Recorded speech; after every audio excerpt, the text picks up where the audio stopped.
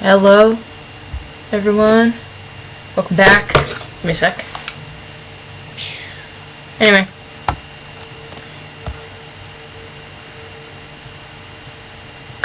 Okay, everything looks decent enough. So today we're in the archives. Kind of happy that they have them now, because I really do like the archives. They're usually... Well, the last one's was, okay. This one's looking... I've gone in here, and it looks nice, so... We're going to go through this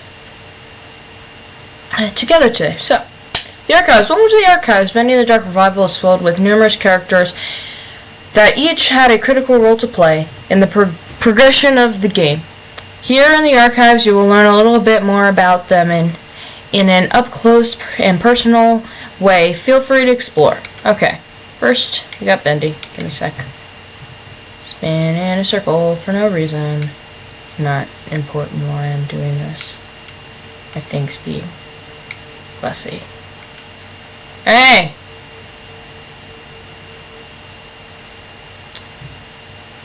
Bendy, the iconic imp, was redesigned for Dark Revival to stand out a bit more from his traditional cartoon appearance by giving him a suit of clothes.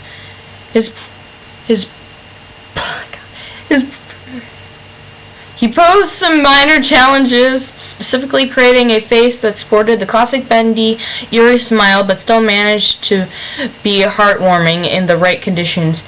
He is a fan favorite, so his design had to be just right.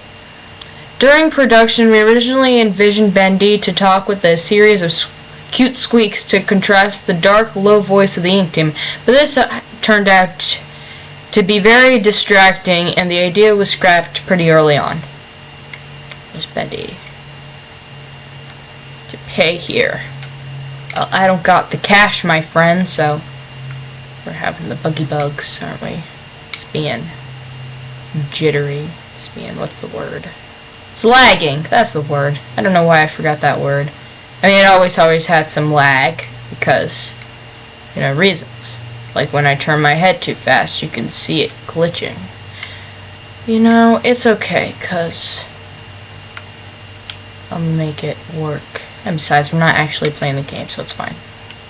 Probably should fix my sensitivity, which is a thing that you can adjust. Anyway, the Ink Demon. As the world of Dark Revival became more complex and established, we realized the Ink Demon's design needed to be completely rethinked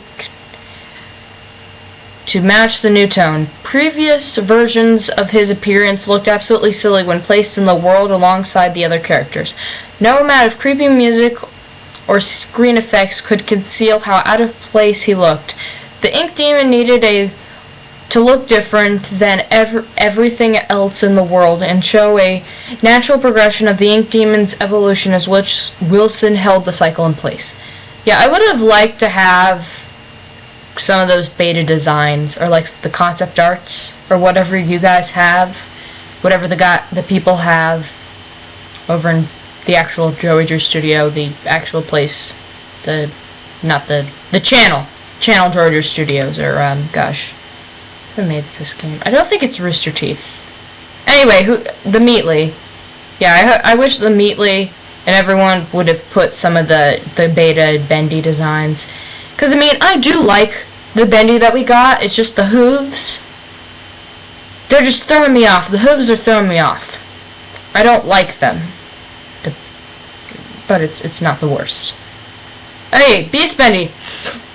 Returning for the climax of Dark Revival, Beast Bendy also was revisited with the mindset of making him far more powerful and beast-like. Traditionally, in most horror games, they tend to build to the point where the main villain becomes a final form monster as a final boss. It's practically a trope. Our idea: what if you got to play as that final form instead? Yes. I had to get close to the screen because right here it's... Where did I have it? I had it right on Bendy's horn and it was throwing me off. So. Anyway, the Ink Machine. Designed by Tom Connor of the Gent Corporation, stolen by Joey Drew, retrieved by Arch Gates, and once again reclaimed by Gent, the Ink Machine's next adventure is a mystery. Damn. Yeah, the Ink Machine's had a long journey. Here we go. Audrey. Hello, Audrey. Audrey's a kind-hearted rogue with courage, determination, some flaws, and a deep, dark past. To make our story work, we needed a newcomer to the cartoon studio world, and Audrey was the perfect fresh eyes to help the experience the adventure. I think you gotta check your sentence structure, my friend. Help the experience the adventure. I think they meant to.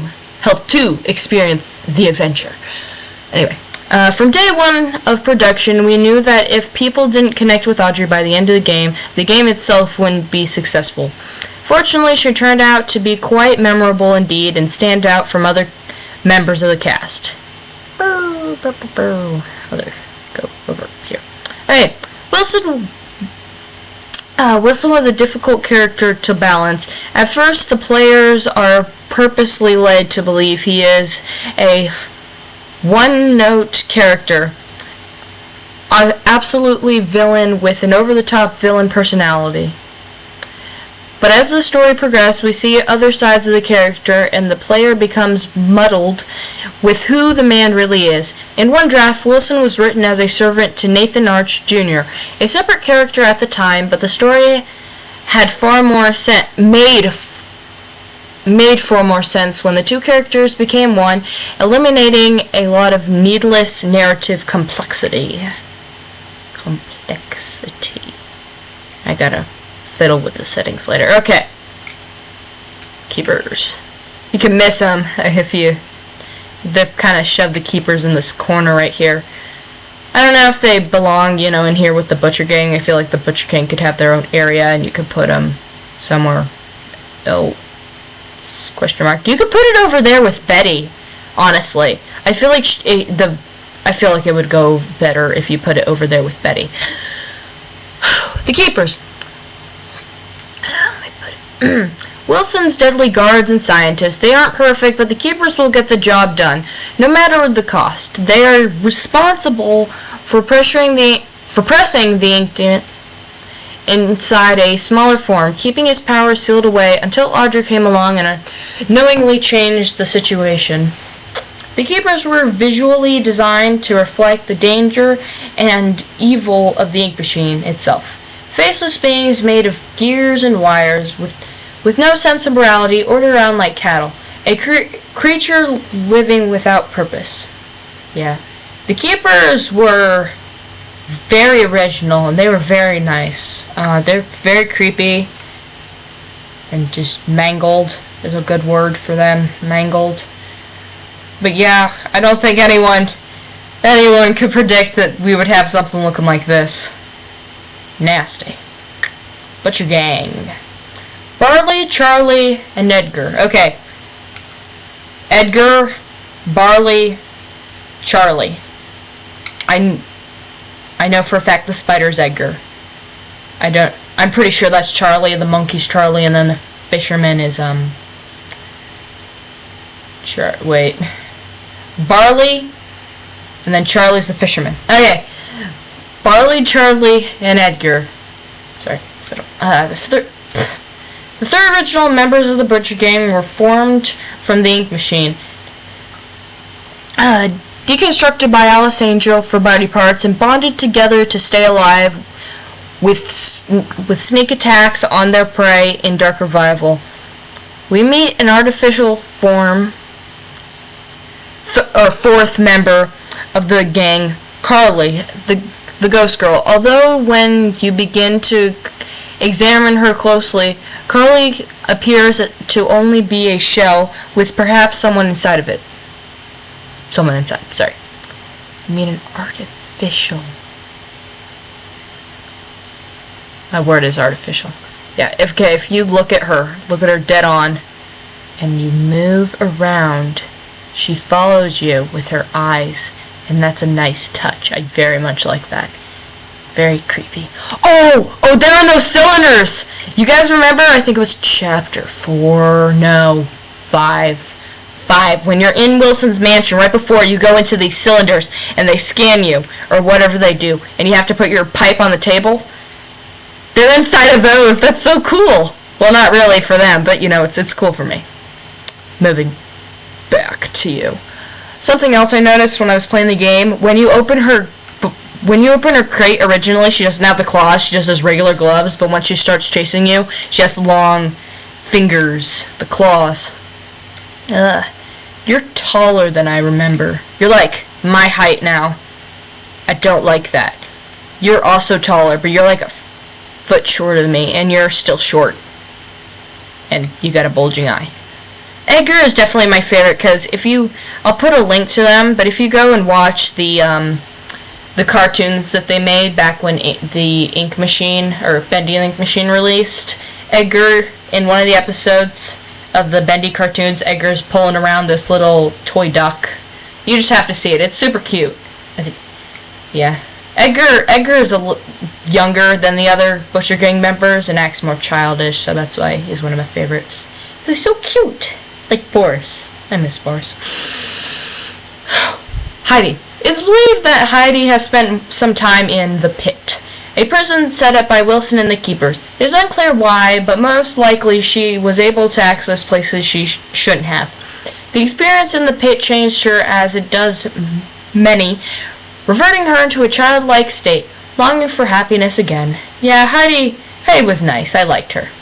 Nice breath of fresh air. Porter. As the cycle was held in place, and with the influence of the Ink Demon held at bay, the cartoon world was able to grow and advance, creating such characters as Porter, a lost one who came to claim a new ability as an explorer. Identity as an explorer. Porter was written with the knowledge that Dark Revival would feature a far more serious tone than the first game, and his lighthearted innocence would help the player feel some warmth in this inky world of sorrow. Moving on. It's Sammy Lawrence! One of my favorite. Yeah. I say all the characters are my favorite, don't I? Say him, Wally, Boris, Buddy Luke. I like Buddy Luke because he's also Boris, so it kind of goes hand in hand. But you know, anyway, if you guys have ever read Dreams Come to Life, it's a good book. It's very nice. And I like Edgar because he's small and cute, like a hedgehog. Anyway, sorry. Sammy Lawrence, the famous music composer of the studio. Sammy Lawrence originally had a slightly larger role in the story of Dark Revival. Well, now I'm angry. Now I don't want to read the rest of his bio. I'm just going to storm off and be angry. Sorry. Really wish they had more of him. Anyway.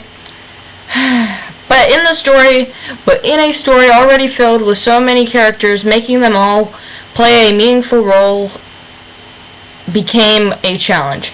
He was ultimately sidelined in favor of telling a more coherent storyline, although it is interesting to note that Sammy appears to have mastered the flow ability in Bendy and Ink Machine long before Port and Audrey could wield it. I have no idea what they're talking about there, but okay, man. If anyone has any ideas, put them down in the comment. So here's my thing. I feel like you could have put him where you had the Lord of Mook. You could have put Sammy there. Because we don't really need any more cults, man. We got one. And it's perfect. And it was original. In the original game. We could have had more of that. Gotten more about the cults. But no, we got this. Just another thing. Just have a repeat end of chapter 2. We sacrificed the Ink Demon. No, probably not. That wouldn't work. Oh, God. There's so many things you could have done. But let's not ponder that too much. Lord of Mook, ruler of the sewer cults. Lord of Mook illustrates how the world of the Ink has continued to develop into different societies, deep within the darkest places. Though he was weak in in a fight, his name will simply never die. Well, I'll make it die. Just by turning around. Oh, anyway. Alice Angel. The self-appointed queen of the studio, Alice Angel is one of the most memorable faces in the Bendy world. However lost in the tide of insanity, she is an absolute delight to write for as a character. An angel with many layers, time will only tell if this inky temptress will ever reappear. I hope she reappears. She's my favorite character. Everyone's my favorite character. You know, it's better to make a list of who I don't like. I don't like that thing. I don't like this thing. And this thing was okay. I like the claws. I like claws. Claws are fun to draw. That's also the only thing I can draw. I can't draw hands. They look bad. I can draw claws, though. Not really much. King Widow. Ink widows have begun to infest where the light grows darkest. Their king, the biggest and most feared, will only emerge from his nest when its young are threatened. I think he appeared when I don't even know what I did. I hit those little things because they were glowing. Anyway. Ship ahoy, Dudley. He looks like a Dudley. Ship ahoy, Dudley. The Demented Infestation of Wilson. Demented Infestation. Invention. God. Demented Invention. God, why can't I read words? Yeah. Let me look at him real quick, man. He's got a lazy eye. His right or left eye is like just to the side, and his one eye is so large, it's terrifying. So take your hand, put it up to the screen, and just cover his lazy eye. You saw that in your sleep, you would run. If you saw that just in general, you'd run. Anyway,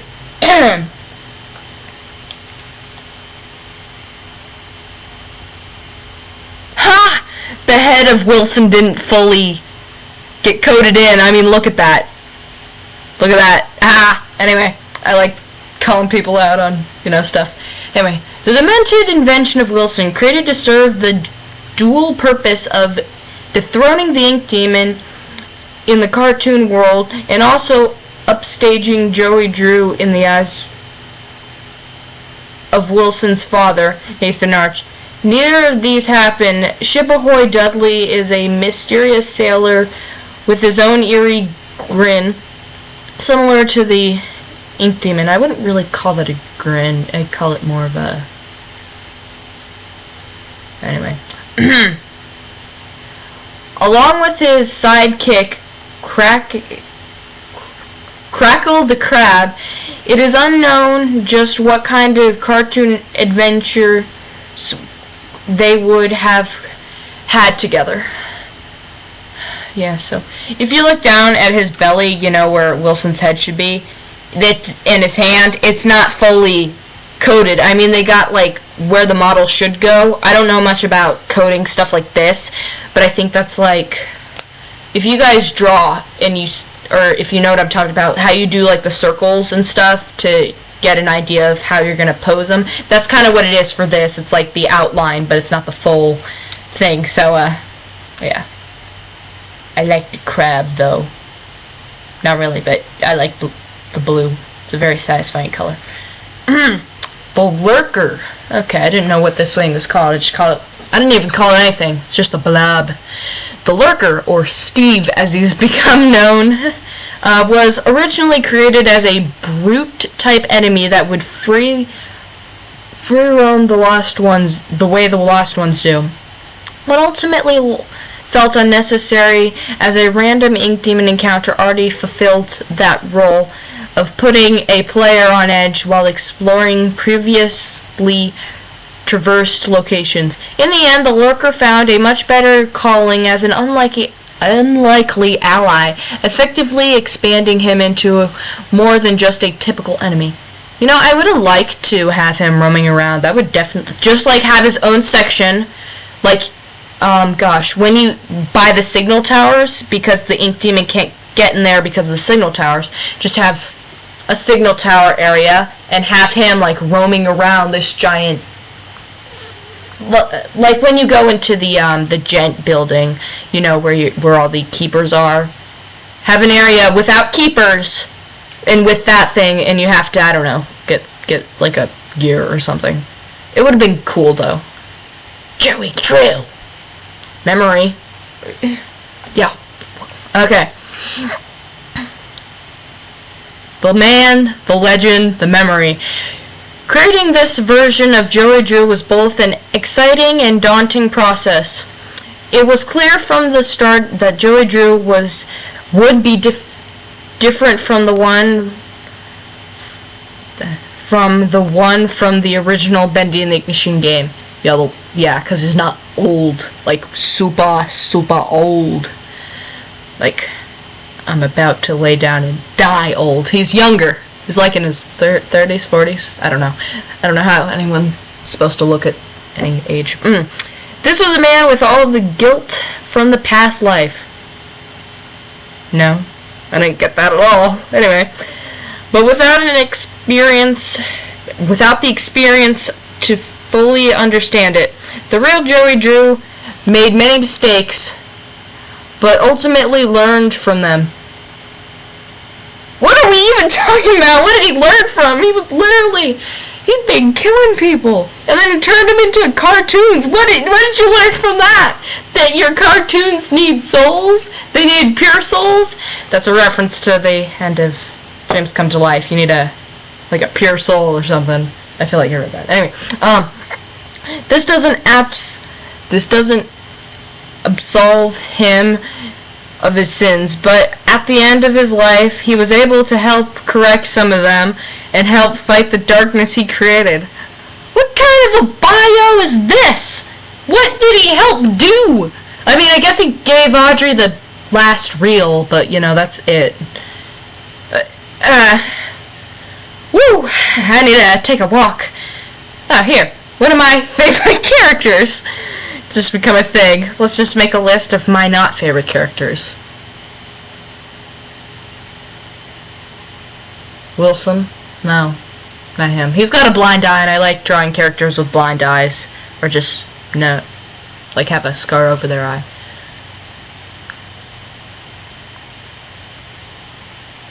Okay, the Lurker. He doesn't have a very satisfying look. I can't think of anyone I don't like from this game. Anyway, Betty. A faithful maid, among other things. I'll put a meme down in the description. Just go watch it. It's among other things meme. Anyway, the faithful maid, among other things, to Wilson. Betty was an important character to the story of Dark Revival. Excuse my dogs. They're barking at nothing. Or maybe they're barking at me. I'm talking, so, you know.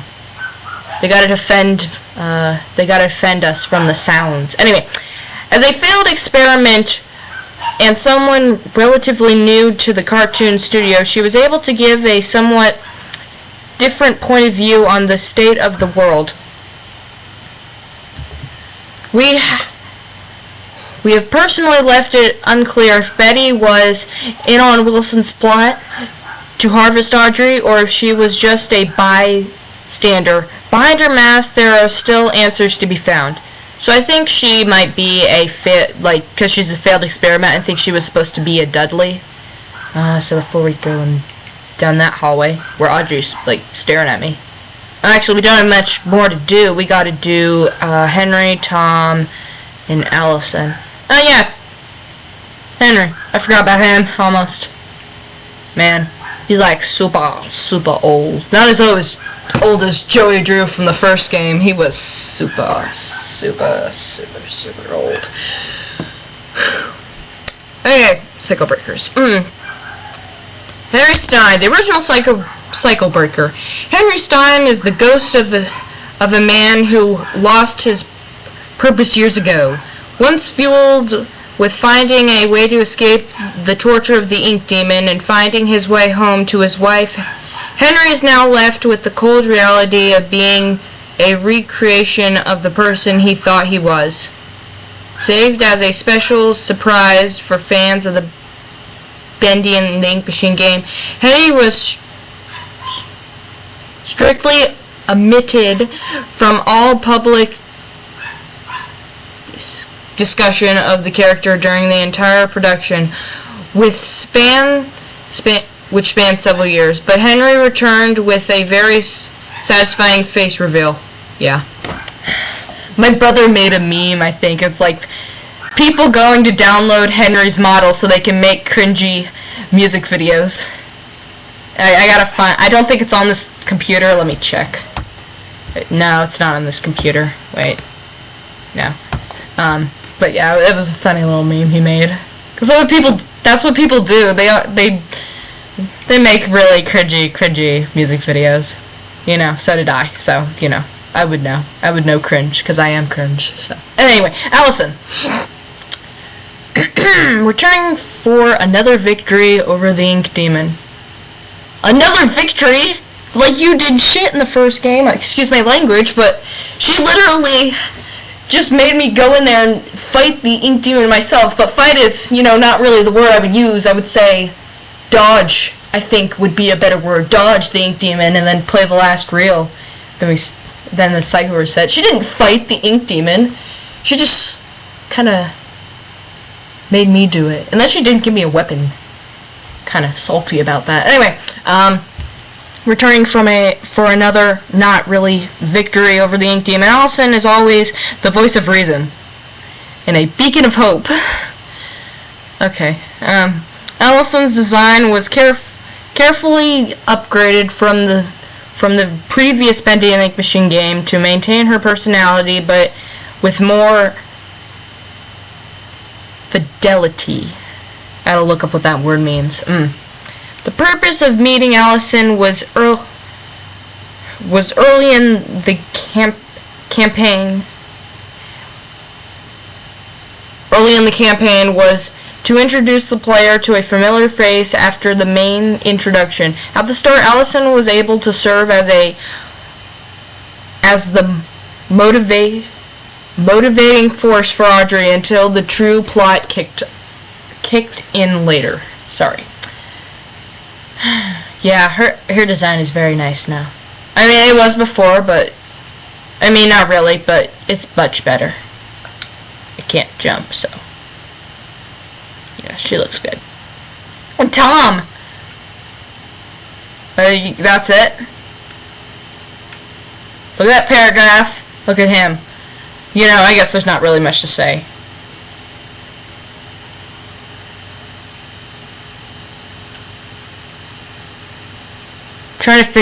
Never mind. Anyway, Tom is Allison's silent protector and the only Boris clone involved in the main story. Where is Boris the Wolf? Rumor has it that during the events of the game, Boris is experiencing a dark survival story of his own. Oh,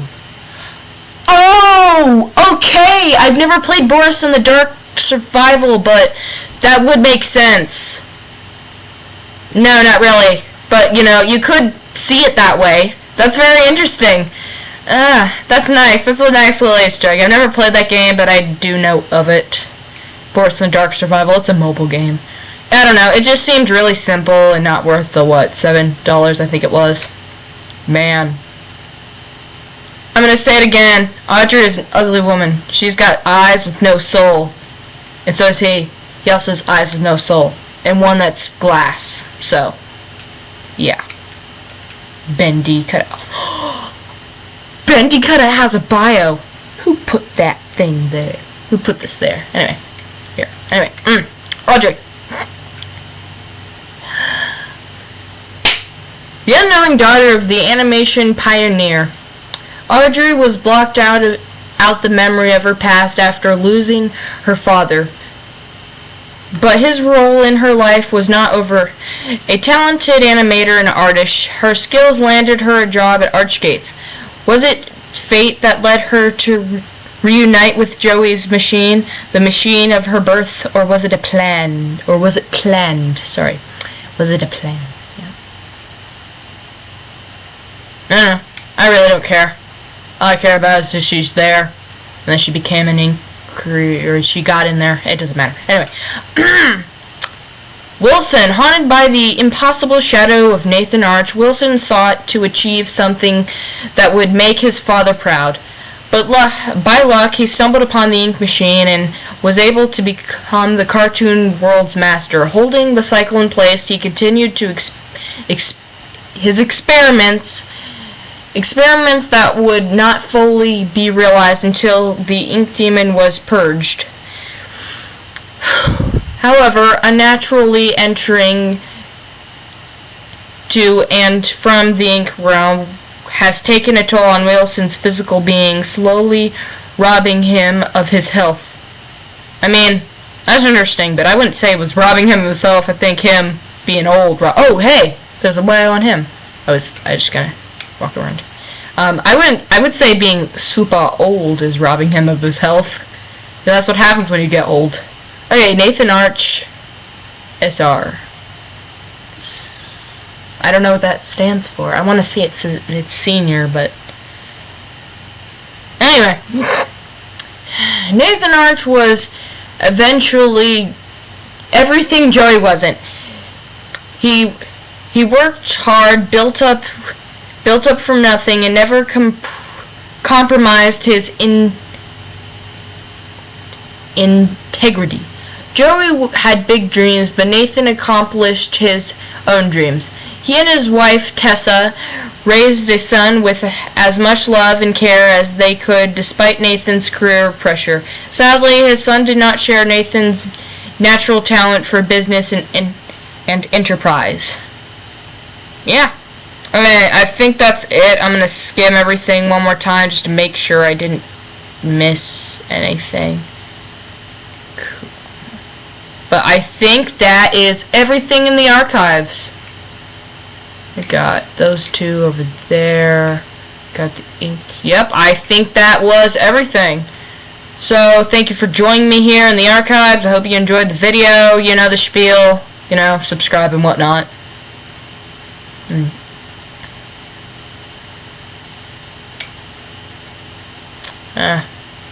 Yeah. Oh, and if anyone can figure out what they mean by Sammy mastered the flow, I mean, I feel like he was doing more like sneaking than flowing.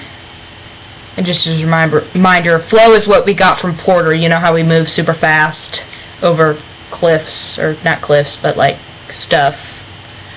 Over crevices in the floor, holes in the floor. That's what Porter gave us. Yeah, Sammy did more sneaking. Anyway, so yeah, before I start rambling, what did I do? Sorry. Okay. Yeah, so thanks for watching, subscribe, go check out my playthrough, you know, all that good stuff. Bet it doesn't stop.